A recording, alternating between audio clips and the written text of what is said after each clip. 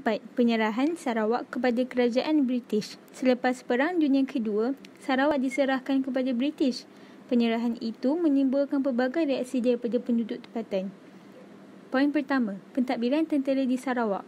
Setelah Perang Dunia Kedua tamat, tentera Australia mendarat di Kuching dan memperkenalkan pentadbiran tentera iaitu British Borneo Civil Affairs Unit, BBCIU pada 11 September 1945.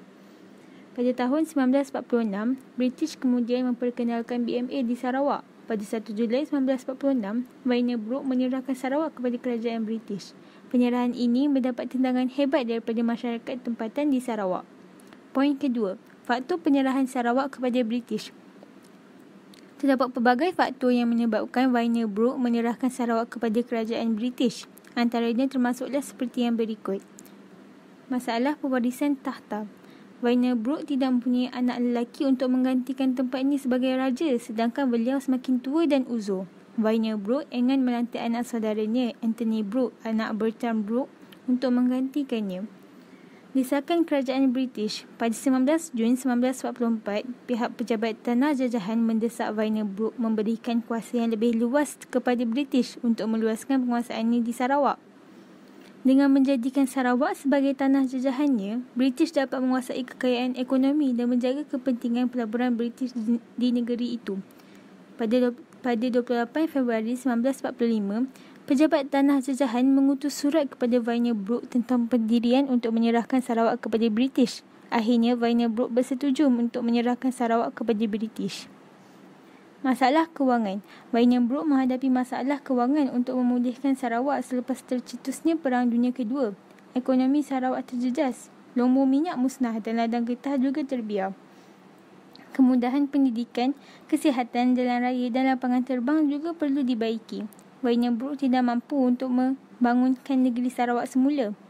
Info, faktor penyerahan Sarawak kepada British. Semasa Sarawak berada di bawah pemerintahan Jepun, kerajaan sementara telah diwujudkan. Pengurus ini ialah Bertram Brooke dan Anthony Brooke. Sementara itu, Oliver Stanley, setiausaha tanah jajahan, berunding dengan kerajaan sementara pada tahun 1944 untuk membolehkan British mengambil Sarawak. Namun begitu, Bertram Brooke dan Anthony Brooke menolak tawaran tersebut. Proses penyerahan Sarawak kepada British. Penyerahan Sarawak kepada kerajaan British melalui proses seperti yang berikut. Pertama, pejabat tanah jajahan mengutus surat kepada Wainer Brooke pada 28 Februari 1945 untuk meminta beliau menandatangani surat perjanjian dengan George Henry Hall, setiausaha tanah jajahan. Pada 24 Oktober 1945, beliau bersetuju menyerahkan Sarawak kepada British. Kedua, Wainer Brooke menghantar setiausaha peribadinya Gerard T. McBrien untuk mendapatkan persetujuan daripada ketua tempatan. Ketiga, Gerard T. McBrien pulang ke England bersama-sama dengan dokumen yang ditangani oleh ketua tempatan Sarawak. Wainer Brooke bersetuju menyerahkan Sarawak kepada kerajaan British. Penyerahan itu dibuat tanpa pengetahuan rakyat Sarawak. Keempat, kerajaan British mengarahkan Wainer Brooke supaya mendapatkan kelulusan Majlis Negeri dan persetujuan rakyat Sarawak terlebih dahulu. Kelima, kerajaan British menghantar dua orang ahli parlimennya iaitu Gammons dan Rhys Williams untuk membuat tinjauan.